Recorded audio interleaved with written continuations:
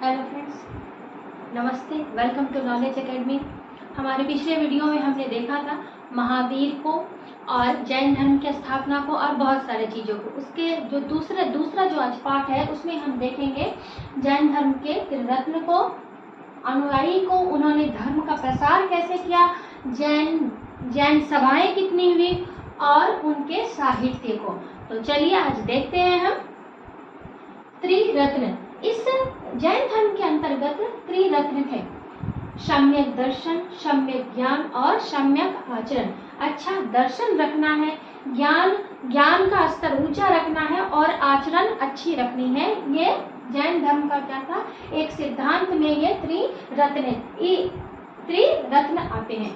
चलिए अब इसके अंतर्गत अनुयायी कौन कौन से थे। आपके एग्जाम में क्वेश्चन आ ही जाता है कि खारवेल जो थे, कलिंग नरेश, वो किस धर्म से संबंध रखते थे, उनका रुझान कहाँ था, तो वो किससे रखते थे, तो जैन धर्म से। तो ये जो कुछ शासक के नाम है वो आप जरूर याद रखिएगा, वो एग्जाम्स में आते। तो लिक्ष्मी के जो नरेश थे वो चंद्रगुप्त मौर्य। खारवेल कौन है, खारवेल कलिंग नरेश है। कलिंग नरेश मीन्स वो उड़ीसा के वो शासक थे। अमोघ वंश जो राष्ट्रकूट वंश के शासक थे। चंड प्रधान अवंती नरेश थे और गदी वाहन जो चंपा नरेश थे। ये सभी शासक किससे संबंधित है, तो जैन धर्म के ये सब क्या थे, अनुयायी थे। अब देखिए जैन धर्म का प्रसार जब हुआ तो उसके जो प्रथम जो शिष्य बने वो कौन थे, ये जमाली थे प्रथम शिष्य।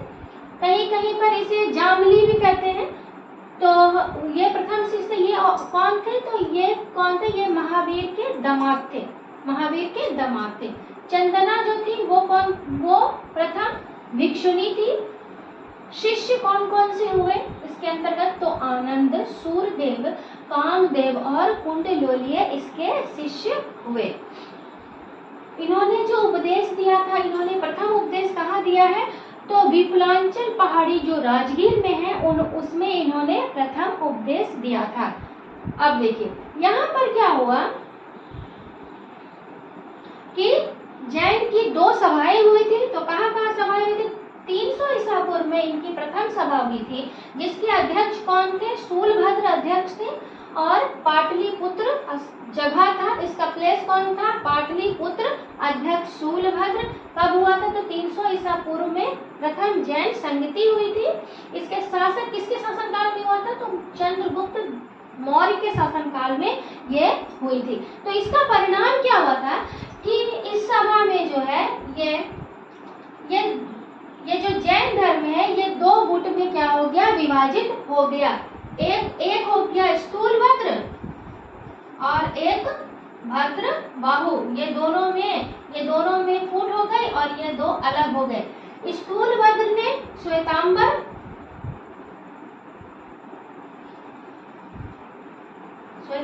और भद्रबाहु से संबंधित है दिगंबर।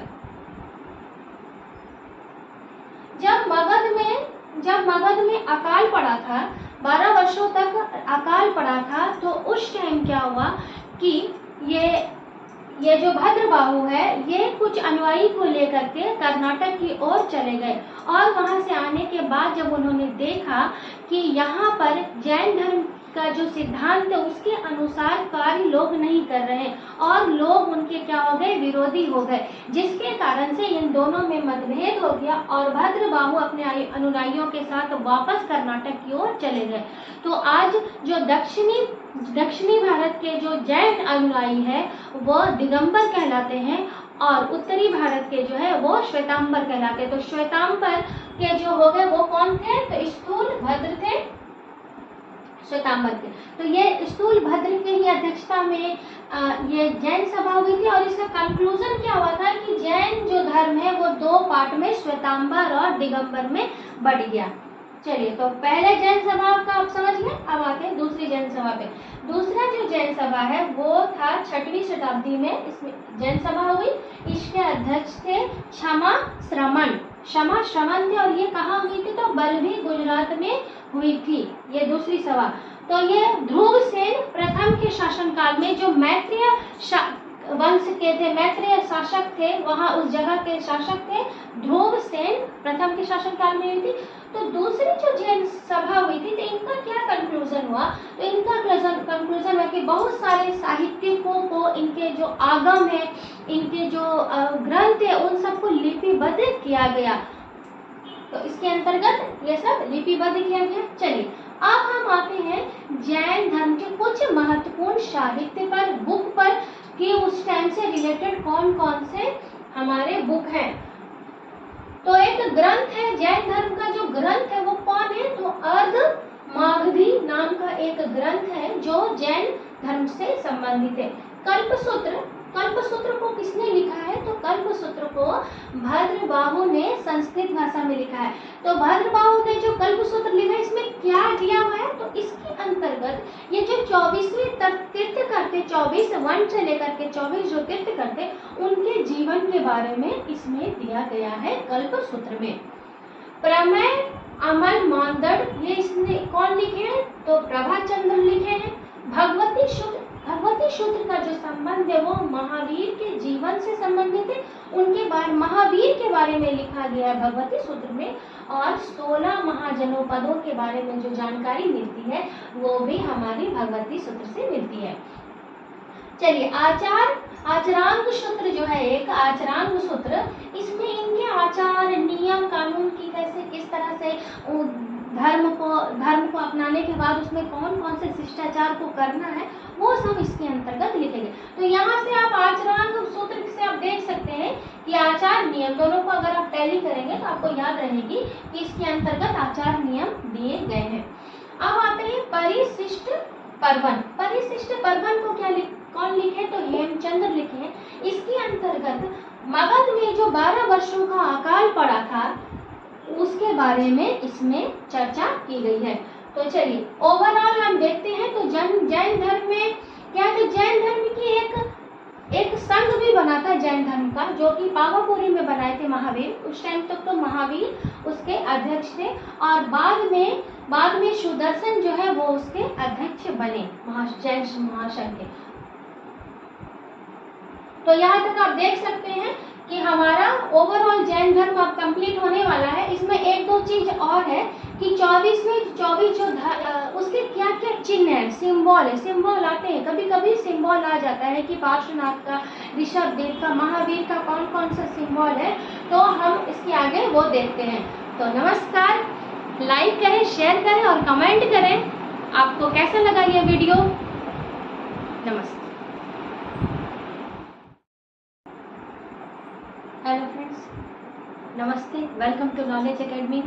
हमारे पिछले वीडियो में हमने देखा था महावीर को और जैन धर्म की स्थापना को और बहुत सारे चीज़ों को। उसके जो दूसरा जो आज पार्ट है उसमें हम देखेंगे जैन धर्म के त्रिरत्न को, अनुयायी को, उन्होंने धर्म का प्रसार कैसे किया, जैन सभाएं कितनी हुई और उनके साहित्य को। तो चलिए आज देखते हैं हम त्रिरत्न। इस जैन धर्म के अंतर्गत त्रिरत्न थे, सम्यक दर्शन, सम्यक ज्ञान और सम्यक आचरण। अच्छा दर्शन रखना है, ज्ञान का स्तर ऊंचा रखना है और आचरण अच्छी रखनी है, ये जैन धर्म का क्या था, एक सिद्धांत में ये त्रिरत्न आते हैं।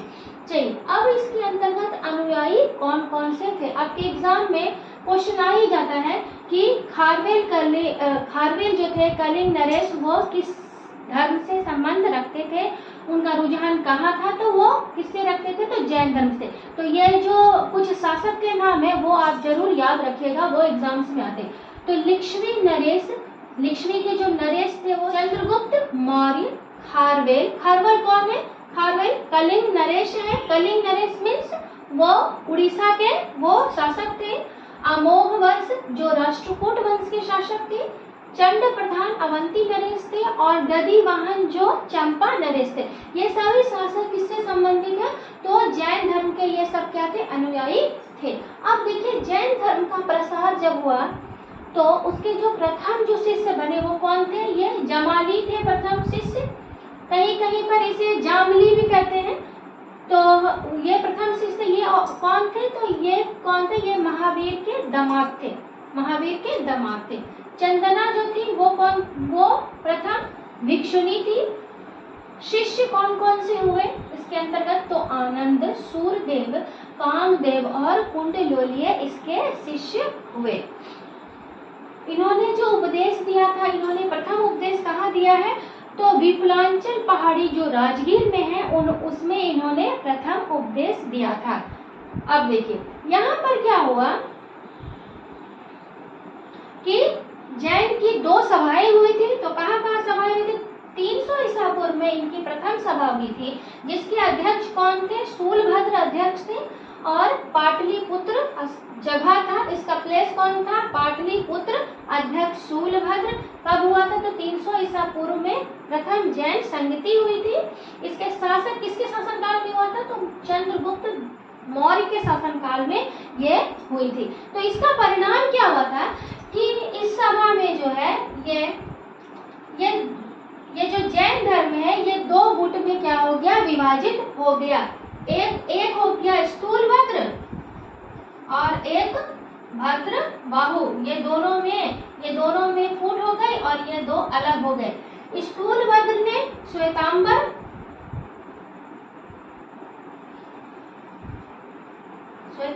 और भद्रबाहु से संबंधित है दिगंबर।